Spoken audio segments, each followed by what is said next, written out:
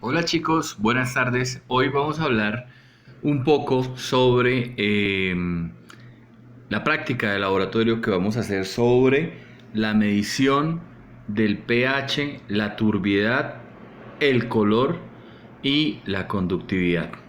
Para empezar, vamos a revisar un poquitico el concepto de pH, que ustedes ya lo han visto en el lesson plan, ¿no? Básicamente recordar que la medida del pH en una solución acuosa fue ideada por Soren Sorensen en una escala que va de 0 a 14 en solución acuosa. ¿Pueden haber valores superiores a 14? Sí. ¿Pueden haber valores inferiores a 0? Sí. Pero básicamente los rangos están de 0 a 14. Cuando el pH se mide en una solución de acetonitrilo, la escala puede variar de -4 a 32, 34 más o menos. Pero básicamente de 0 a 14, lo que más se maneja, ¿no? Teniendo un pH 7 que nos indica que la sustancia está neutra. Por debajo de 7 se indica que el pH de la sustancia es ácido y por encima de 7 se indica que es básico o alcalino. Si nosotros miramos en la gráfica, en 7 las dos concentraciones, tanto de protones como de hidroxilos, están iguales, 10 a la menos 7. Si nos movemos hacia la izquierda, se va viendo que la cantidad de protones aumenta y la cantidad de hidroxilos disminuye, llegando a un pH de 0, la concentración de protones es 1 molar y la concentración de hidroxilos es 1 por 10 a la menos 14. Si nos vamos hacia la derecha, vemos que pasa lo contrario. La cantidad de protones disminuye y la de hidroxilos aumenta. Eso es para que lo tengan muy en cuenta. En pH básico predominan los hidroxilos y en pH ácido predominan los protones. Bueno, ahora vamos a ver en el laboratorio unas posibles formas para medir el pH de una sustancia. Bueno, en este caso tenemos una primera forma de medida inicial que son los papeles tornasol. En el caso del papel tornasol azul y papel tornasol rojo, y también tenemos el papel indicador universal. ¿Listo? ¿Qué va a pasar con estos papeles? Tienen una ventaja en cuanto a que son una medida aproximada muy rápida y eso facilita una medida rápida de pH. Si la sustancia es un ácido, cuando lo colocamos en el papel tornasol azul, este va a cambiar a un color rojo, como se puede apreciar en la primera imagen.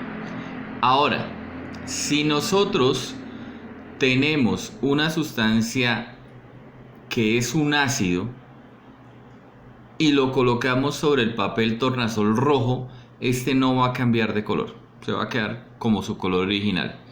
Ahora bien, aquí tenemos el papel indicador universal, que es un poquitico, nos puede dar una escala más adecuada, ¿no? En este caso se puede ver que se transformó en color rojo y uno lo que hace es que busca en la ruedita el color que más se asemeje. Entonces aquí se puede ver que el color rojo me da más o menos un pH de 1. ¿Qué pasa con los papeles? Por ejemplo, el papel tornasol azul. Él es inicialmente de color azul.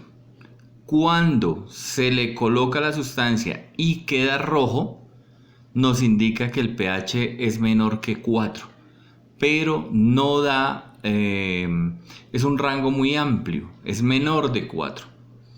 O sea, nosotros no podríamos ahí indicar simplemente menor de 4. Cuando usamos el papel indicador rojo, vemos que también nos sale un rango menor a 4. Entonces ese es un pequeño inconveniente del papel tornasol azul y rojo, que los rangos son muy grandes. Entonces, por ejemplo, o es menor de 4 o es mayor de 9, pero no me da un intermedio entre 4 y 9, como si lo puede dar el papel tornasol rojo. ¿Listo? Esta es una de las primeras formas de medida para saber más o menos el pH aproximado de una sustancia. Bueno, ahora, si la sustancia es una base y utilizamos, en este caso, por ejemplo, el papel tornasol azul, la sustancia, que es una base, va a hacer que el papel tornasol siga siendo de color azul. ¿Y qué nos va a indicar esto? Que el pH de la sustancia está por encima de 9. ¿Listo? Si utilizamos el papel rojo con una base, este papel rojo va a tomar un color azul, lo cual nos indica que el pH está por encima de 9. Y en este caso, cuando utilizamos el papel indicador universal, vemos que la tira se coloca de un color fuerte, como un color verde, azul. Entonces, mirando más o menos en la escalita, en la ruedita, podemos tener que la sustancia tiene un pH de 14, según este papel. ¿Listo? Entonces, estos son los ejemplos de la aplicación del papel tornasol azul, rojo e indicador universal, utilizando una sustancia de características básicas.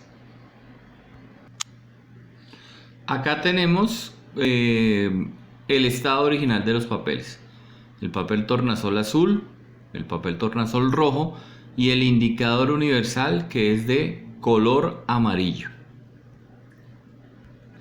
Aquí estamos haciendo la prueba aplicándole una sustancia al papel indicador. Entonces vemos cómo el papel indicador azul, el papel indicador azul cambia o queda de color azul, lo cual nos indica que el pH de la sustancia está por encima de 9, como habíamos hablado anteriormente. Y cuando lo aplicamos al papel indicador rojo, vemos que inmediatamente el papel toma una coloración azul, lo cual nos confirma que es una sustancia básica, ya que según el rango de este papel, lo que nos indica está por encima de 9.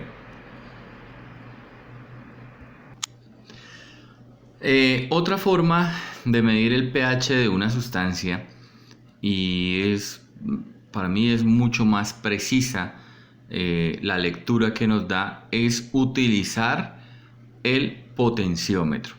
Mucha gente lo llama pHímetro, pero es un nombre mal indicado, porque verdaderamente lo que este equipo mide es un cambio en el potencial eléctrico en relación al electrodo y a la sustancia que se está tomando de medición.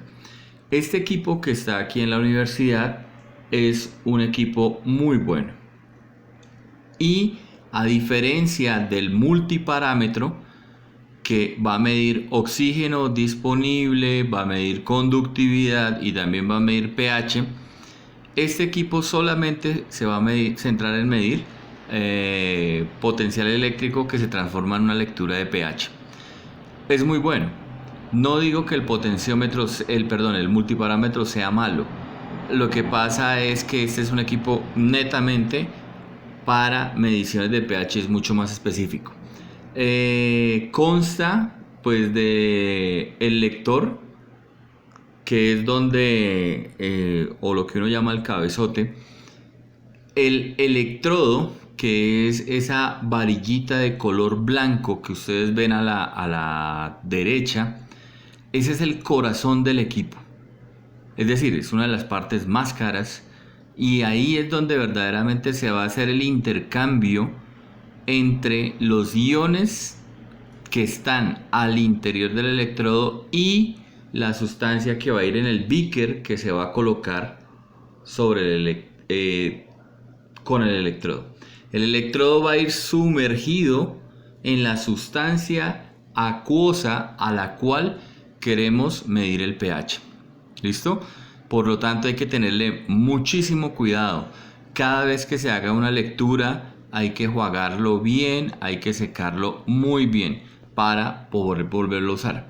Y esos 3 tarritos que ustedes ven ahí en diferentes colores son las sustancias de calibración que se necesitan para poner a funcionar el equipo.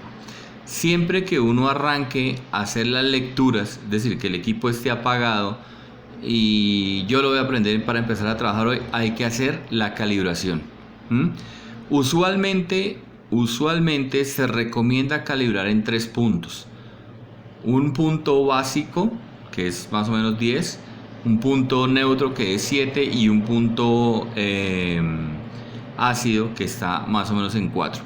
Pero a nivel del laboratorio y de la practicidad, usualmente uno calibra son 2 puntos, 4 y 7. ¿Listo? Entonces aquí están las sustancias de calibrado. Podemos ver la rojita que es para pH, ya les digo, pH 4, la azul para pH 10 y la verdecita que es para pH 7.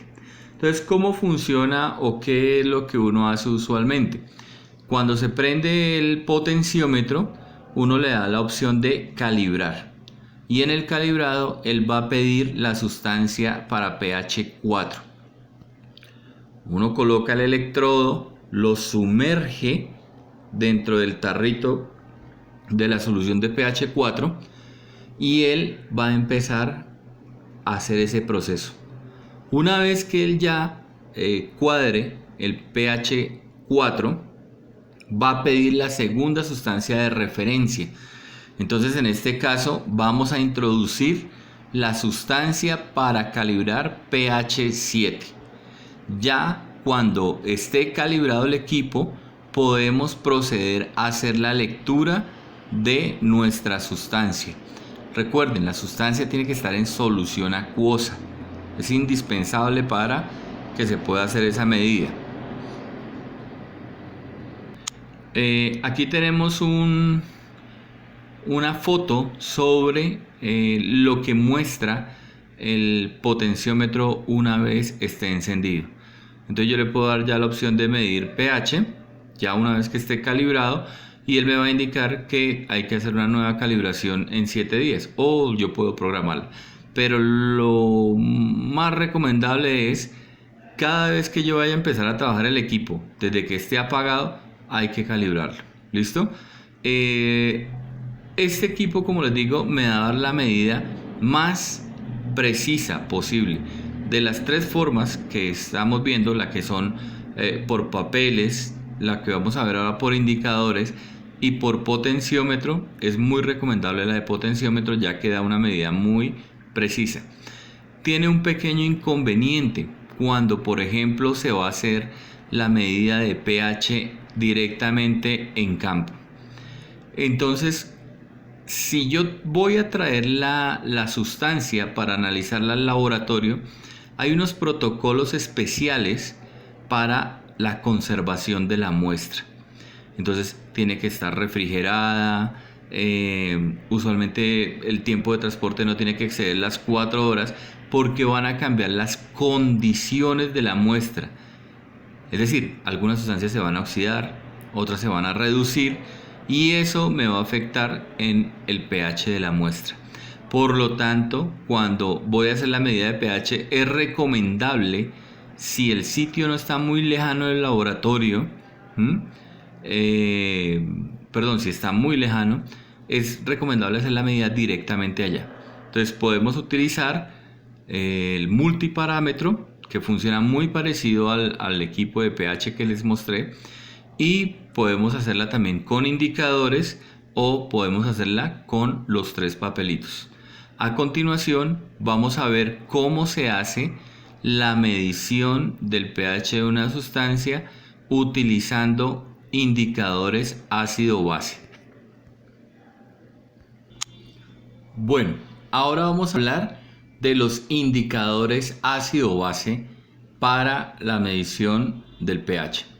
Un indicador ácido-base es una sustancia que generalmente es un ácido orgánico débil, la cual cambia su estructura química dependiendo del pH del medio en el cual esté.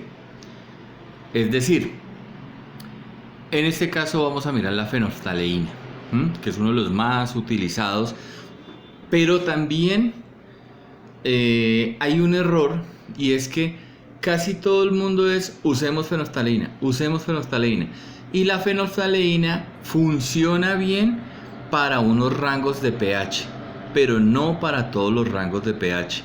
Entonces no siempre hay que estar usando fenolftaleína. Hay aproximadamente 32 indicadores ácido-base los cuales pueden utilizar, y estos varían dependiendo del pH del medio en que se encuentra. Entonces, si nosotros miramos acá arriba, en esta primera imagen, vemos cómo es la estructura química de la fenolftaleína en medio ácido. Ella en medio ácido no genera color, es decir, es incolora.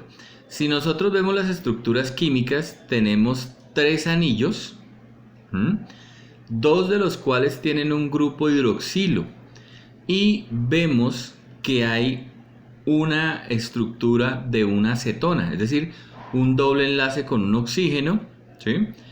Y hay un cuarto anillo donde está también, es como si pareciera un éter. ¿Listo? ¿Qué pasa con la fenolftaleína cuando el medio que la rodea va aumentando en cantidad de hidroxilos? Pues pasa lo siguiente: la fenolftaleína va a suceder que se va a romper ese enlace de ese anillo que está en la mitad, como ustedes lo pueden ver ahí. Entonces se rompe ese anillo, y al romperse ese anillo sucede el cambio de color que nosotros vemos, ese fucsia que toma la fenolftaleína, ¿sí? Es decir, el medio, perdón. Entonces, cuando el indicador cambia el pH, cuando el pH del medio cambia, el indicador es susceptible de formar dobles enlaces, triples enlaces. Algunos enlaces desaparecen o se reordenan, y eso es lo que hace que este cambie de color. El reacomodamiento de los átomos de la estructura se ve reflejado en un cambio de color. Eso es lo que pasa con un indicador ácido-base. Nosotros vamos a manejar diferentes tipos de indicadores. Entonces hay indicadores ácido-base, hay indicadores, por ejemplo, para reacciones de precipitación, hay indicadores metalocrómicos que los vamos a utilizar en el caso cuando veamos dureza, como por ejemplo el negro de eriocromo T, la murexide, el calcón o la calmagita. Hay sustancias que son autoindicadoras en procesos redos, como por ejemplo el permanganato de potasio, y hay otras sustancias como el dicromato y el cromato de potasio, que se utiliza en procesos de precipitación. Pero en este caso nos centramos en indicadores ácido-base. Recuerden, cambian su estructura química cuando el pH del medio que lo está rodeando cambia. ¿Listo? Este es el ejemplo de la fenolftaleína. Ahora bien, como les comentaba, existen varios tipos de indicadores. Aquí tenemos una tabla donde hay un par de ellos, y nos muestra primero el indicador, después el color en la forma ácida, el color de la forma básica y el intervalo de viraje de pH. Entonces, por ejemplo, si yo tengo una sustancia que está o que tiene un pH inferior a 3 y le adiciono como indicador rojo Congo, la sustancia se va a colorear azul. Por el contrario, si el pH está por encima de 5, la sustancia se va a colocar de color rojo. Así pasa con el resto de indicadores, por eso está en la tablita. Ahora bien, la fenolftaleína, y hay un error grave que uno comete como docente. Es decir, cuando yo digo en clase que tengo la sustancia, ¿sí? Tengo mi Erlenmeyer y le adiciono fenolftaleína y no cambia de color, uno dice, uy, eso es pH, la sustancia es ácida. No, porque resulta que la fenolftaleína, si nosotros miramos el rango de viraje, está de 8.2 a 10. Cuando la fenolftaleína no cambia de color en la sustancia, es decir, queda incoloro, el pH está por debajo de 8,2. En algunos libros dice que va de 8 a 10, pero depende de los autores. Pero en general el rango está entre 8,2, 8 y 10. Yo no puedo decir que la sustancia es ácida, porque recordemos lo que hablábamos al principio, el pH ácido va por debajo de 7. Y aquí me está indicando que es de 8,2 para abajo. Entonces lo correcto para decir es que la sustancia tiene un pH que está por debajo de 8,2 cuando utilizo la fenolftaleína y no cambia de color.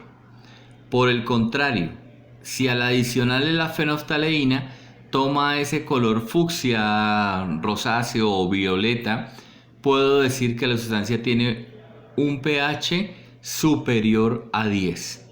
¿Listo? Para que lo tengan en cuenta. Por ejemplo, si yo voy a utilizar verde de bromocresol y la sustancia se coloca de color amarillo, indico que el pH está por debajo de 3,8. Por el contrario, si se torna de color azul, indico que el pH de la sustancia es superior a 5,4. Ahora vamos a ver unos ejemplos y cómo se puede llegar a calcular un intervalo de pH aproximado para una sustancia utilizando indicadores. Indicadores ácido-base. Bien, aquí tenemos que en el tubo de ensayo hay una sustancia problema. Y esa sustancia problema le hemos adicionado fenolftaleína. Vemos que la sustancia no cambió de color. Ahora bien, aquí está la misma sustancia con la fenolftaleína, pero para que se pueda ver un poquitico más el contraste. Miremos qué pasa cuando se le adicionó verde de bromocresol. La sustancia tomó un color rojizo. Es la misma sustancia, lo que pasa es que se dividió en 3 tubos de ensayo. Uno para adicionarle fenolftaleína, otro para adicionarle verde de bromocresol y otro para adicionarle naranja de metilo. Tengan muy en cuenta, fenolftaleína incoloro, verde de bromocresol tomó un color rojizo y naranja de metilo tomó un color rojo. ¿Listo? Entonces, a partir de eso, uno lo que hace es que va a crear una tablita indicando los colores, como lo vamos a ver a continuación. Bueno, entonces hacemos un resumen de lo que se obtuvo. Con fenolftaleína nos da suena la redundancia, ¿no? Color incoloro, no, queda incoloro. Con el verde de bromocresol nos da un color como rojizo, naranja, es decir, como un amarillo rojizo, naranja. Y con el naranja de metilo nos da un color rojo. Una vez que yo hago esto, empiezo a construir como una recta numérica para poder determinar el intervalo de pH de la sustancia. Eso es lo que vamos a empezar a analizar. ¿Listo? Bueno, entonces vamos a mirar lo siguiente. Ahí nos sucedió un pequeño error que debía haber tomado primero la foto, pero bueno, esas son de las cosas que uno va mirando. He dibujado acá una recta donde se puede ver que va de 0, 7 y va hasta 14. Es decir, he dibujado la recta de pH. Voy a mirar primero qué pasó con la fenolftaleína. La fenolftaleína me dice que es incoloro, es decir, que el pH de la sustancia está por debajo de 8.2. Puede ir desde 0 hasta 8.2, lo cual es un intervalo bastante largo para el pH de una sustancia. Entonces, ¿qué es lo que se hace ahí? Se van cerrando los intervalos de pH. Y eso es lo que vamos a mirar con el siguiente indicador que se trabajó, que en este caso es el verde de bromocresol. Bueno, entonces acá está para el verde de bromocresol. Teníamos que la sustancia va a tener un pH por debajo de 8.2. Con el verde de bromocresol nos da un color amarillo, lo cual indica que el pH de la sustancia está por debajo de 3,8. O sea, nuestro rango ya lo redujimos más. Antes el rango estaba que iba a estar desde 0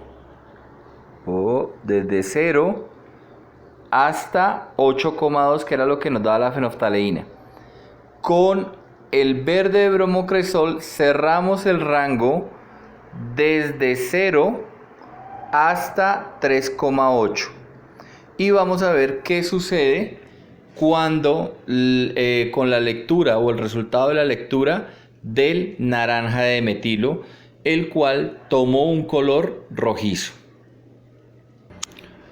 Una vez que hicimos acá el análisis, con el naranja de metilo nos da un color rojo, y el color rojo está por debajo de 3,2. 3,2 está el naranja de metilo. Hasta ahí podemos determinar el pH de la sustancia.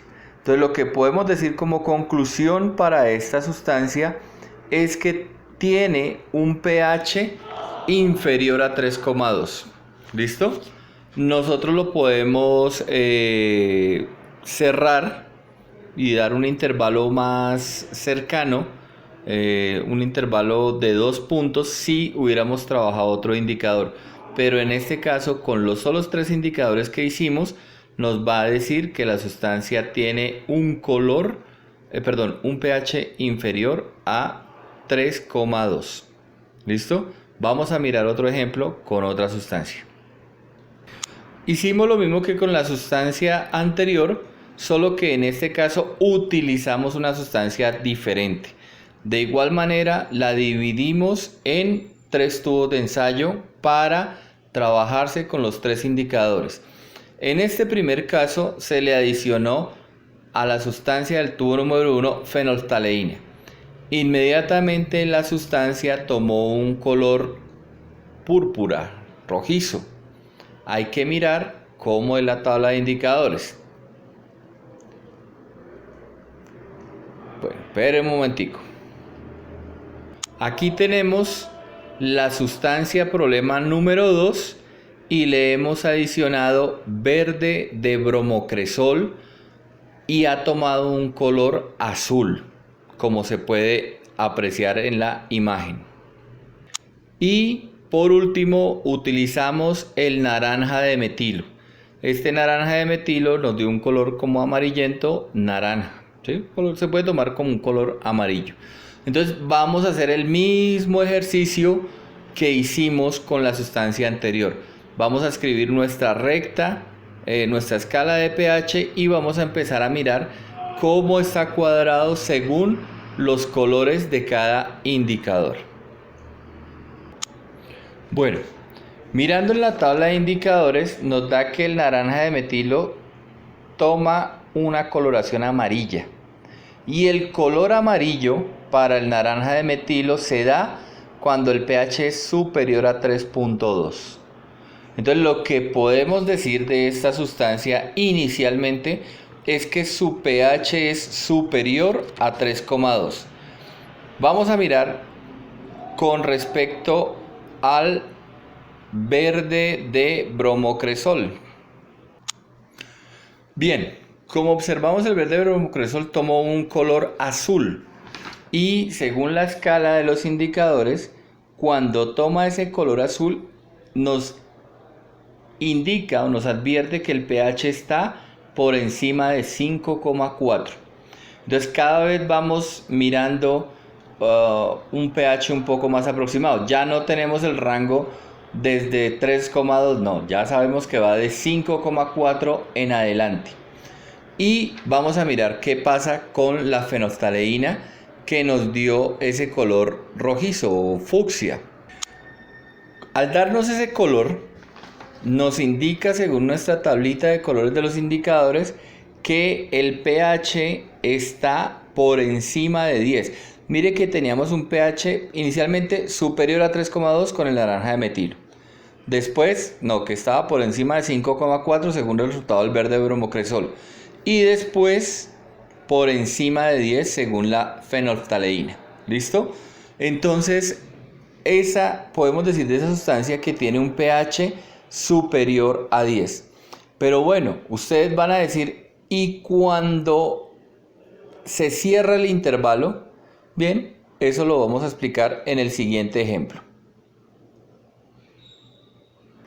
Tenemos una sustancia que cuando se le adiciona fenoftaleína, esta no va a cambiar de color, lo cual nos indica, según nuestra tablita, ya mirando aquí abajo, que el pH va a estar por debajo de 8,2.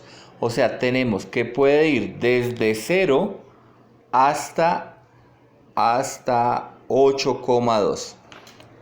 Un rango muy largo con la fenoftaleína. Y por ejemplo, le podemos aplicar a esa sustancia otro indicador, verde de bromocresol. ¿Listo? Con verde de bromocresol nos dio un color azul. Entonces vamos a explicar qué es lo que pasa con el rango de pH de esa sustancia a partir de la escala de pH. Al habernos dado un color azul, la misma sustancia con el verde de bromocresol, pues observamos lo siguiente. Aquí un poquito. El verde de bromocresol da un color azul por encima de un pH superior a 5,4. ¿Listo? Y como en el ensayo anterior con la fenoftaleína nos había dado incoloro, es decir que el pH está por debajo de 8,2. Lo que hacemos es cerrar el rango. O sea, el rango de pH de la sustancia está entre 5,4 y está entre 8,2. Esa es la forma de utilizar los indicadores simulando rangos de intervalos de pH. Entonces yo puedo decir, está el pH de la sustancia entre 5,4, perdón, y 8,2. Eso sería lo que más se podría hacer. ¿Qué puede hacer uno? Utilizar diferentes tipos de indicadores que me den diferentes tipos de virajes, muchos más indicadores. Con eso, asimismo, puedo cerrar mucho mejor los rangos. Bien, esta es la forma que utilizamos acá en el laboratorio para hacer la medición del pH de las sustancias. Algunas recomendaciones. ¿Cuándo podemos utilizar, por ejemplo, indicadores? Puede ser en un trabajo de campo, puede ser, por ejemplo, cuando la sustancia no tenga mucha turbiedad, ¿sí? Que no sea oscura. ¿Cuándo podemos utilizar el potenciómetro? Cuando tenemos la sustancia en el laboratorio, una forma. Cuando la sustancia, por ejemplo, no es translúcida, es decir, si por ejemplo yo le voy a medir el pH a un vino tinto, me va a quedar muy difícil hacerlo con un indicador porque el mismo color del vino, que es como rojizo, no me permite ver el cambio de color de los indicadores. Entonces en ese caso es mucho mejor con el potenciómetro. Hay muchas formas de hacerlo. Lo ideal es que ustedes aprendan a seleccionar cuándo usar cada forma y en qué momento. Espero haya sido clara la explicación de la forma en que se mide o que medimos el pH en el laboratorio y cómo lo vamos a hacer en las posteriores prácticas. Chao.